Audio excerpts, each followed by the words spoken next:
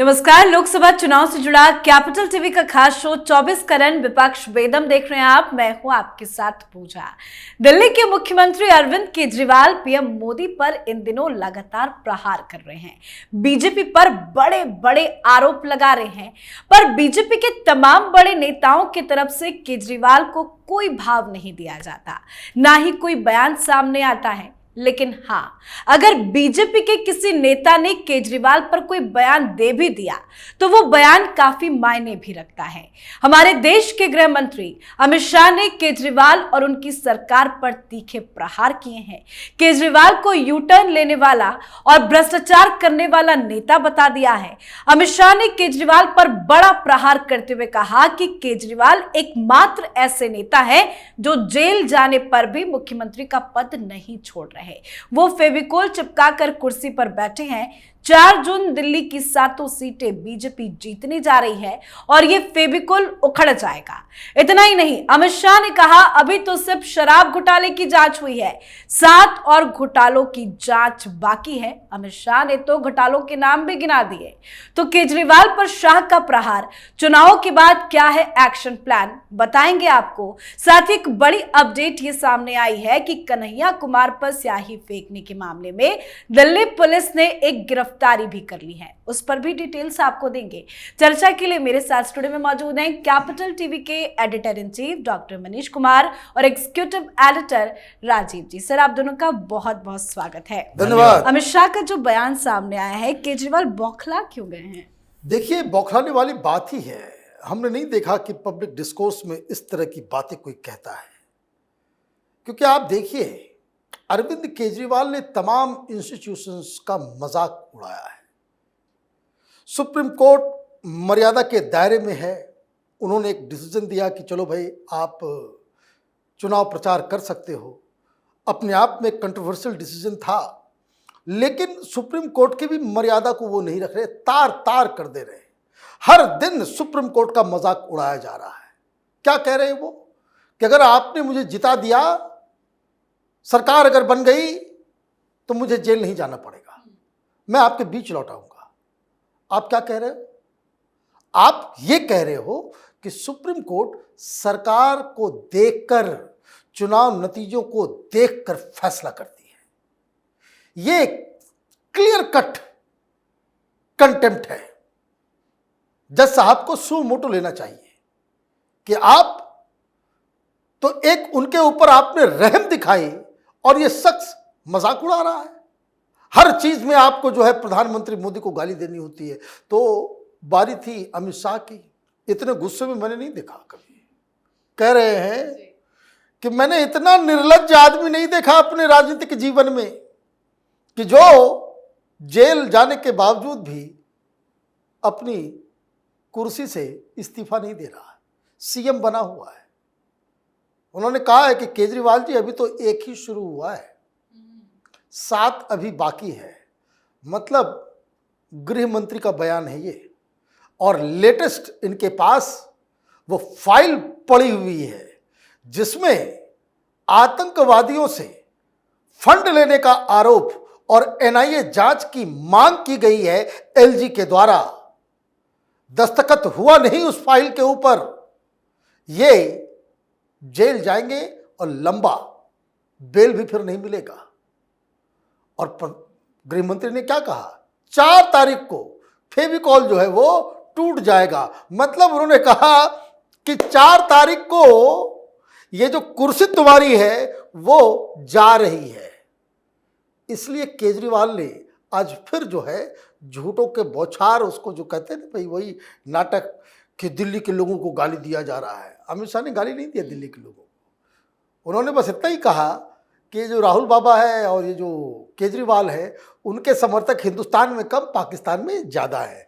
तो अभी ये गर्माहट 25 तारीख तक, लेकिन 25 तारीख के बाद खेल कुछ और होने वाला है। बिल्कुल, लेकिन अमित शाह ने जो इशारा किया है, 7 घोटालों का जिक्र किया है, एक एक घोटाले के नाम भी अमित शाह ने गिनाए हैं। क्या लगता है 4 जून के बाद इस पर बड़ी कार्रवाई होगी? देखिए, अमित शाह तैयारी करके नहीं आए थे कि हम इन घोटालों की लिस्ट सामने रखेंगे, इसलिए उन्होंने कुछ घोटाले बताए नहीं, वो भूल गए होंगे। क्योंकि ऐसा तो है नहीं कि लिस्ट सामने रखी हुई थी और उन्होंने सब पढ़ पढ़ के बताया, क्योंकि इसमें तो और कई नाम हैं घोटालों के। कोई भी अरविंद केजरीवाल के सरकार का कोई भी विभाग, एक भी विभाग को टच कर लीजिए, उसमें घोटाले नहीं हुए हों, ऐसा हो ही नहीं सकता। स्वास्थ्य मंत्रालय में अभी जो दवा घोटाला हुआ, एक्सरे यानी कि लैब टेस्ट का घोटाला, दो घोटाला सामने पड़ा हुआ है। उसके अलावा ये कोविड के समय में हॉस्पिटल बनाने के लिए ये करोड़ों रुपया डकार गया और उसका घोटाला, उसके लिए तो कंप्लेन मनोज तिवारी ने ही की थी। उसके बाद अगर एजुकेशन विभाग में देखें, ये शिक्षा क्रांति की बात करते हैं, तो शिक्षा क्रांति वहां हो रही थी जहां 50,000 का व्हाइट बोर्ड लगाने के लिए ये 5 लाख रुपए का बजट ले रहे थे। 2-2.5 हजार करोड़ का घपला घोटाला इन लोगों ने कर लिया स्कूल को मॉडर्न बनाने के लिए। स्कूल में स्विमिंग पूल बनाना है तो इसके लिए टेंडर जो होगा वो अपने लोगों को देंगे 3 गुना ज्यादा रेट पर। कोई भी ऐसा विभाग नहीं है। बस खरीदने में, वो भी ट्रांसपोर्ट मिनिस्ट्री के अंतर्गत आता है, उसमें भी घोटाला, बस खरीद में घोटाला कर लिया गया। पीडब्ल्यूडी मिनिस्ट्री सत्येंद्र जैन के पास थी। अब देखिए अरविंद केजरीवाल का साढ़ू जो है उसमें ठेका ले रहा है और उसमें भी घोटाला हो गया। ये पूरा का पूरा सिस्टम इसने जो बनाया था वो घोटालों के लिए ही बनाया था कि बाहर के कोई ना आए। और आम आदमी पार्टी के जो छुटभइये नेता हैं उसको सेट करने के लिए फॉलोशिप प्रोग्राम शुरू कर दिया। इन लोगों को 1.5 लाख 2-2 लाख रुपए दो। दिल्ली की सरकार है और दिल्ली में रेवेन्यू ज्यादा है, जनरेट होता है, इसलिए इसको दिक्कत नहीं हो रही थी, क्योंकि केंद्र सरकार दिल्ली के लिए ज्यादा फंड देती है और यूनियन टेरिटरी है तो मिक्स डेवलपमेंट होता है। यहां पर केंद्र सरकार की भी योजनाएं होती है। अब हॉस्पिटल की बात करें तो यहां सबसे ज्यादा जो बेहतर हॉस्पिटल की चर्चा होती है वो तो सब सेंट्रल गवर्नमेंट का हॉस्पिटल है, चाहे एम्स हो, सफदरजंग हो या फिर राम मनोहर लोहिया हो। दिल्ली सरकार के किस हॉस्पिटल में इलाज कराने के लिए कोई बाहर के स्टेट से आता हो? ये घोटालों का साम्राज्य इसने बना रखा था। लेकिन अमित शाह ये भूल गए कि अभी इसके ऊपर एक बड़ा घोटाला जो जासूसी वाला है, जिसके लिए अजय माकन ने लेटर लिखा था एलजी को और कहा था इसके ऊपर देशद्रोह का केस चलाओ, क्योंकि ये यहां पर केंद्रीय सचिवालय की, केंद्रीय मंत्रालयों के मंत्रियों की जासूसी कर रहा था। अपने पार्टी के नेताओं की तो कर रहा था, विपक्ष के नेताओं तो करवा रहा था, लेकिन इसके अलावा जो डिफेंस एस्टेब्लिशमेंट है उसकी भी जासूसी करवा रहा है। तो ये तो केवल करप्शन का मामला नहीं है, देशद्रोह का मामला है। तो लिस्ट इतनी लंबी है कि अमित शाह ने संकेत दिया है कि 2 जून के बाद जब अंदर जाएगा तो बाहर नहीं निकलने देंगे।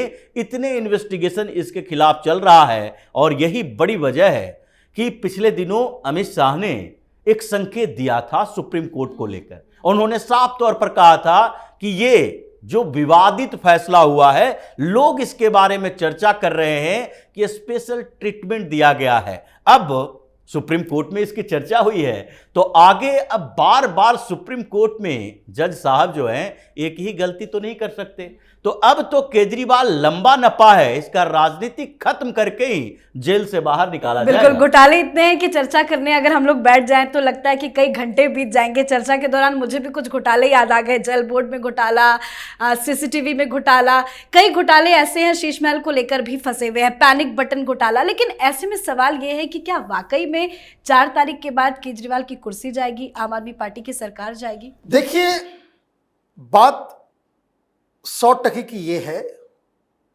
कि चुनाव को देखते हुए केंद्र सरकार ने इसकी सरकार को बर्खास्त नहीं किया। That is the only reason. Otherwise आप पूरी दुनिया में हिंदुस्तान का मखौल उड़ाओगे। आप देखिए, हेमंत सोरेन को नहीं दी जा रही है। हेमंत सोरेन का केस चल रहा है, 22 तारीख को अब सुनवाई होगी तो आगे सुनवाई होगी। उसका क्या कसूर था कि उसने लाज शर्म का ध्यान रखा, उसने इस्तीफा दे दिया। ये वहां जाकर के कह रहा है कि इस्तीफा नहीं देना चाहिए था। मैंने मेरी तरह सारे लोग बेशरम बन जाओ कि जेल से चलाएंगे, जेल से चल रही है सरकार, आपको बाहर लाया गया। देखिए, हिंदुस्तान के इतिहास में केजरीवाल का नाम उस चीफ मिनिस्टर के रूप में दर्ज किया जाएगा कि जिसके पास वो चीफ मिनिस्टर तो है लेकिन अपने दफ्तर नहीं घुस सकता, अपने सेक्रेटेरिएट में नहीं घुस सकता, दिल्ली सेक्रेटेरिएट में नहीं घुस सकता।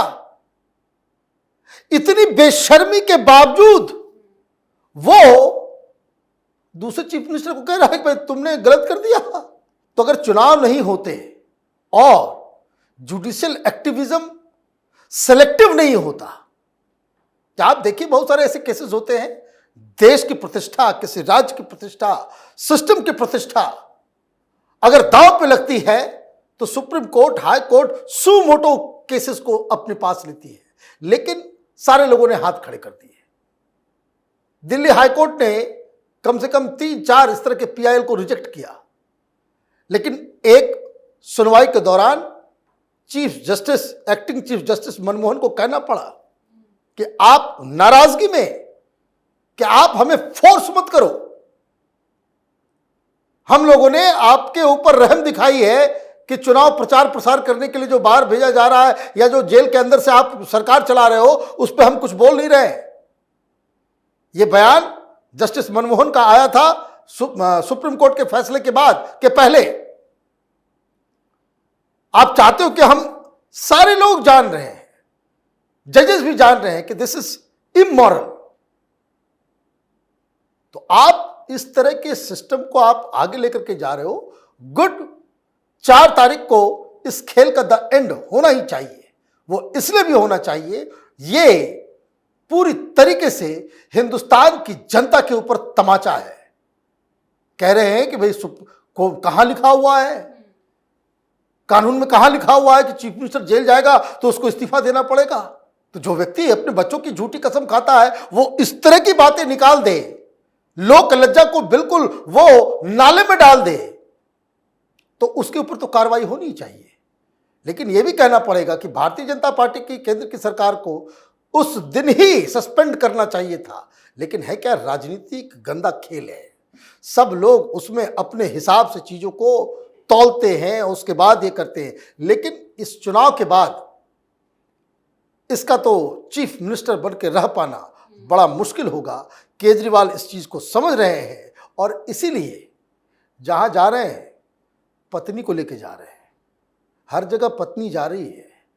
तो आम आदमी पार्टी के समर्थकों, वोटरों को स्वागत करना चाहिए।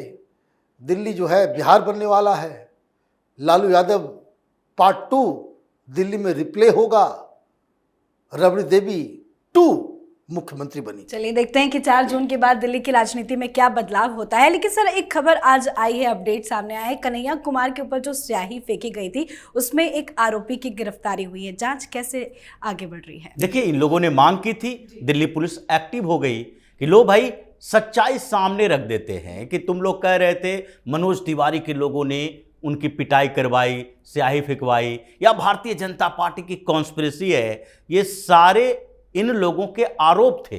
तो दिल्ली पुलिस को तो इसकी जांच करनी थी और जांच करते हुए दिल्ली पुलिस ने उस्मानपुर से ही अजय कुमार को अरेस्ट किया।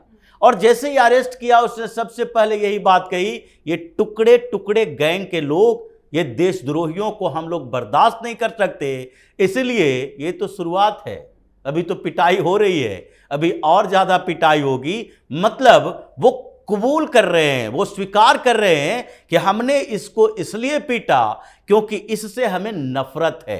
जो दिल्ली की सरकार, जो मुख्यमंत्री अरविंद केजरीवाल ये कन्हैया कुमार के लिए प्रचार करते चल रहे हैं, उन्होंने ही, उन्हीं की सरकार ने तो 2020 में दिया था अपने तरीके से स्वीकृति कि इसके ऊपर देशद्रोह का केस चलाना चाहिए।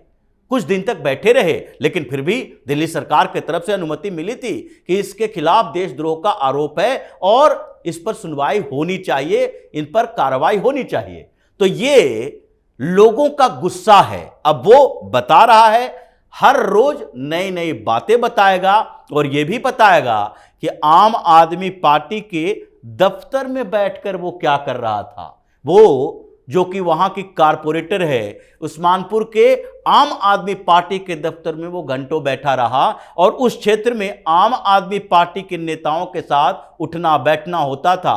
तो क्या उसका इन्वॉल्वमेंट आम आदमी पार्टी से है, और क्या केजरीवाल के गैंग के लोग चाहते थे कि ये कन्हैया कुमार थोड़ा पॉपुलर हो जाएगा तो आगे विधानसभा चुनाव में इसके कांग्रेस को संगठन को मजबूत करने के लिए, और जिस क्षेत्र में पिटाई हुई है नॉर्थ ईस्ट दिल्ली में, वहां पर मुस्लिम पॉपुलेशन भी है, तो मुसलमानों के बीच जो अगर पॉपुलर हो गया कन्हैया कुमार जैसे लोग, तो कांग्रेस बेहतर परफॉर्मेंस करेगी अगले विधानसभा चुनाव में। इसलिए कन्हैया को पीट पिटा के यहां से भगाओ ताकि वो फिर से दिल्ली की राजनीति में एक्टिव ना हो सके। बिल्कुल, केजरीवाल के सामने कौन बड़ा आदमी बन सकता है। बहुत बहुत धन्यवाद सर आप दोनों का। धन्यवाद। तो उत्तर पूर्वी दिल्ली से कांग्रेस प्रत्याशी कन्हैया कुमार पर स्याही फेंकने के मामले में एक आरोपी को पुलिस ने गिरफ्तार कर लिया है। पुलिस ने कहा है कि अन्य आरोपियों की भी पकड़ का प्रयास जारी रहेगा। गिरफ्तार आरोपी की पहचान भी हो चुकी है, जो न्यू उस्मानपुर का रहने वाला बताया जा रहा है। अब देखना होगा गिरफ्तारी के बाद आगे क्या कुछ खुलासे होते हैं, पर दिल्ली की राजनीति में जबरदस्त हलचल है। 25 तारीख को वोटिंग होनी है, पर उससे पहले दिल्ली के मुख्यमंत्री बुरे फंस चुके हैं। इस पर आप अपनी राय कमेंट कर लिखें। देखते रहिए कैपिटल टीवी। नमस्कार।